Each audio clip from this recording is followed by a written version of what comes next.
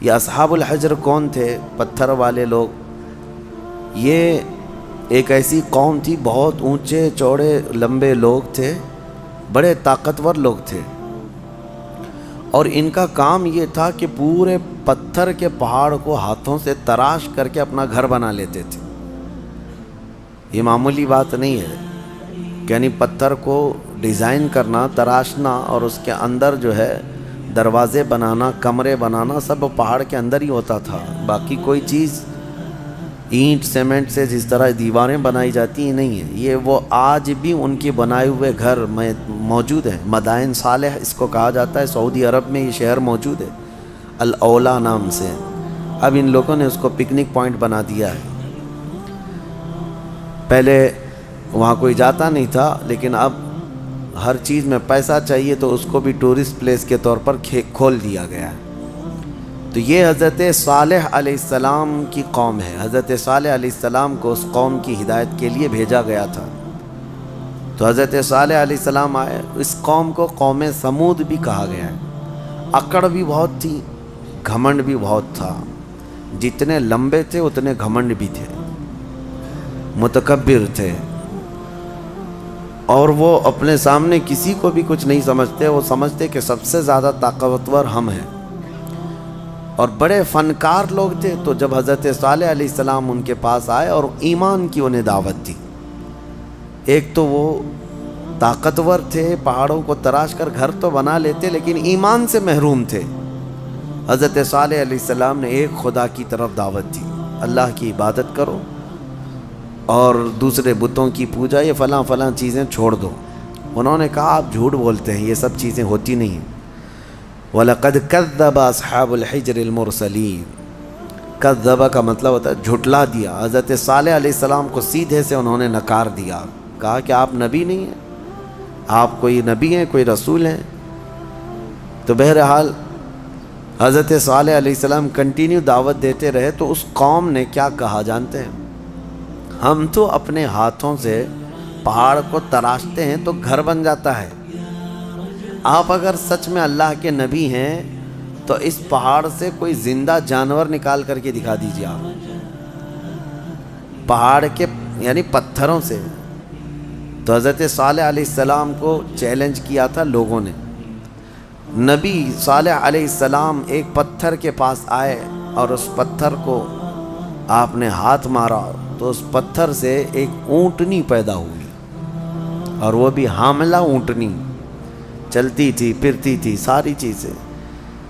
آپ کو میں یہ بات بتا دوں کہ جانور سے جانور کا پیدا ہونا یہ نیچرل ہے، اور کسی پتھر سے ایک جاندار پیدا ہو جانا، اس کو کیا کہیں گے؟ یہ معجزہ ہے۔ اب یہاں پر میں رک کر کے آپ کو یہ بتا دوں، کچھ لوگ یہ کہتے ہیں یہ سب کہانیاں ہیں اسلام میں، جیسے ایتھسٹ، ان کے بہت اعتراضات ہیں کہ معجزہ ایسا کیسے ہو سکتا ہے، چاند کیسے پھٹ گیا۔ آپ کہتے ہیں یہ سب تو آپ کی بنائی ہوئی باتیں ہیں، یہ معجزے کو نہیں مانتے کہ نیچر کے خلاف ایسا نہیں ہو سکتا۔ ہم کہتے ہیں نیچرل چیز آپ کو یہ لگتی ہے، لیکن کچھ چیزیں ایسی ہوتی ہیں جس کو سپر نیچر کہا جاتا ہے۔ قانون سے بھی بڑھ کر کے کوئی چیز ہوتی ہے، قانون سے بڑھ کر کے، یعنی کوئی چیزیں ہیں دنیا میں، کچھ قانون ہے۔ میں آپ سے پوچھتا ہوں، گریویٹی کا قانون پتہ ہے نا؟ اکثر سارے بچے جو پڑھے لکھے ہیں وہ جانتے ہیں گریویٹی، یہ لا آف گریویٹی جس کو کہتے ہیں، کوئی بھی چیز اوپر جائے گی تو زمین کی طرف نیچے گر جائے گی۔ ہاں، ایک چھوٹی سی بھی چیز، ابھی اس کو میں انگوٹھی کو ادھر چھوڑوں تو کیا یہ رکھی کھڑی رہے گی؟ قانون کیا ہے؟ گریویٹی کا جو لا آف گریویٹی، ہر چیز زمین اس کو کھینچتی ہے، کشش ثقل اس کو کہتے ہیں، ہر وزنی چیز کو زمین اپنی طرف کھینچ لیتی، یہ قانون ہے، لا آف گریویٹی ہے۔ لیکن اس کے برخلاف بھی تو ہم دیکھ رہے ہیں، ہزاروں کلو کے وزن کی ایروپلین ہوا میں اڑتی ہے، اس کو زمین کیوں نہیں کھینچ لیتی؟ یہ کچھ لا آف گریویٹی سے بڑھ کر کے کوئی انسان ہی نے بنایا نا، اور دنیا اس کو ایکسیپٹ کر رہی ہے۔ ہونا تو یہ چاہیے پانی میں ایک چھوٹا سا تنکا بھی ڈال دو، کیا ہوگا؟ پانی میں اندر چلا جائے گا۔ لیکن ہزاروں ٹن وزن لے کر کے کچھ شپ، کچھ جہاز پانی پر ایسے ہی تیرتے ہوئے جاتے ہیں، انسانوں کو بھی لے کے چل رہے ہیں، سامان کو بھی لے کے چل رہے ہیں۔ تو قانون جو ہے اس سے ہٹ کر کے بھی تو کچھ چیزیں ہوئی ہیں نا، دنیا میں ہو بھی رہی ہیں۔ تو معجزہ جو ہوتا ہے وہ سپر نیچر ہے، اور یہ بھی اللہ کے نبیوں سے ہے۔ جب لوگ ان سے مطالبہ کرتے ہیں تب اللہ تعالیٰ اپنے نبی کو یہ اختیار دیتا ہے، اور وہ نبی اپنی طاقت سے ایسا معجزہ دکھاتے ہیں۔ اب پتھر سے اونٹنی کا پیدا ہونا یہ معجزہ ہے۔ ان کو، بعض لوگوں کو یہ ہضم نہیں ہوگی بات اور سمجھ میں نہیں آئے گی۔ ان سے کہو اگر سمجھ میں آ جائے تو معجزہ ہی نہیں ہے۔ اگر سمجھ میں آ جائے، معجزہ وہ ہے جو عام انسان کی سمجھ میں نہ آئے۔ عام انسان کی سمجھ میں نہ آئے وہ کیا ہے؟ معجزہ ہے۔ حضرت صالح علیہ السلام نے کر کے دکھایا۔ اب وہ اونٹنی چرتی بھی تھی، آتی بھی تھی، یہ صاف نشانی دیکھ رہے تھے وہ لوگ، کفار و مشرکین۔ لیکن ہوتا ہے نا کچھ لوگ جو انت بھکت ہوتے ہیں، گوبر بھکت ہوتے ہیں، ان کو ہزار صاف نشانیاں دکھیں، نہیں، نہ ایمان لانا نہیں ہے۔ انکار کر دیا انہوں نے، کہا کہ یہ نہیں ہو سکتا۔ تو حضرت صالح علیہ السلام کی اونٹنی چرتی تو رہی، اور اس کے بعد ہوا یہ کہ وہ جو گاؤں کا تالاب تھا، جب وہ اونٹنی اس میں پانی پینے جاتی تو پورا پانی پی جاتی۔ تو اب ان کو ڈر لگنے لگا کہ ہمارے مویشی، ہمارے جانور کہاں پانی پئیں گے، تو وہ دشمنی کر بیٹھے اللہ کی اونٹنی سے۔ اس کو ناقۃ اللہ کہا ہے قرآن میں، ناقۃ اللہ، اللہ کی اونٹنی ہے۔ تو اب پھر اس کی دشمنی کرنے لگے۔ حضرت صالح علیہ السلام نے ڈرایا، یہ اللہ کی نشانی ہے، اس کے ساتھ چھیڑ چھاڑ کرو گے تو اللہ کا عذاب آئے گا، اس اونٹنی کو کچھ نہ کرنا۔ ہاں پانی کی ضرورت ہے، میں باری لگا دیتا ہوں، ایک دن یہ اونٹنی پانی پیے گی، ایک دن تمہارے جانور پانی پیے گی۔ اس طرح باری لگی، سب کو پانی ملتا تھا، لیکن اس کے باوجود یہ قوم سمود جو غرور اور گھمنڈ میں مبتلا تھے، انہوں نے ایک دن حضرت صالح علیہ السلام کی اس اونٹنی کو پکڑا اور تیر مار کر کے اس کو قتل کر دیا، اس کو مار دیا۔ جب اونٹنی جیسی ہی ختم ہو گئی، اللہ کا عذاب آنا تھا۔ وہ کیا کہتے تھے پتہ ہے؟ ہمیں پتہ ہے عذابات کا آپ جو ڈر سناتے ہیں، اگر نوح علیہ السلام کی قوم پر جیسے عذاب آیا تھا، کیا آیا تھا؟ طوفان، پانی بھر گیا تھا۔ اگر آسمان سے بارش بھی نازل ہو، طوفان بھی آئے تو ہمیں کچھ فرق نہیں پڑے گا، کیونکہ ہم بہت اونچے پہاڑوں پہ رہتے ہیں، پتھر کے پہاڑ اس کے اندر رہتے تھے، پہاڑ تو نہیں بہیں گے۔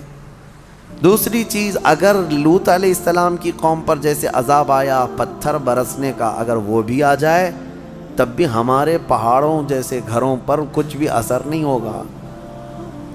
کون سا عذاب؟ اگر بہت تیز ہوائیں بھی آئیں تو پہاڑوں کو اٹھا کے تو نہیں لے جا سکتی۔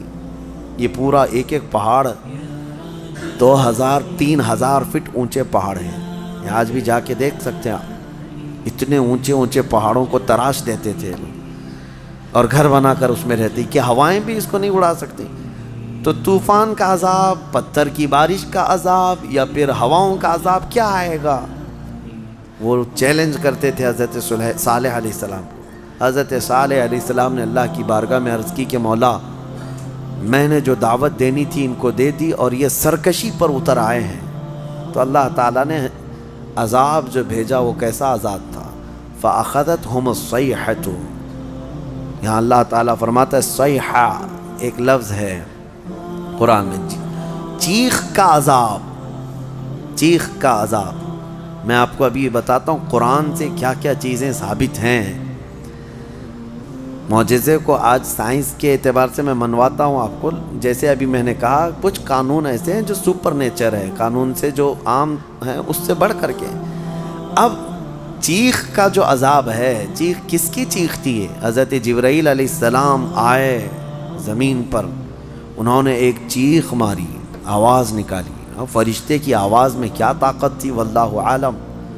وہ آواز جب پھیلتی گئی تو اتنی تیز آواز تھی کہ یہ اپنے گھروں میں، پہاڑوں جیسے پتھروں کے گھروں میں جہاں تھے، اس آواز کی وجہ سے ان کا بھیجا نکل کر کے کانوں سے باہر آ گیا۔ اور وہ جہاں تھے وہیں پڑے کے رہ گئے.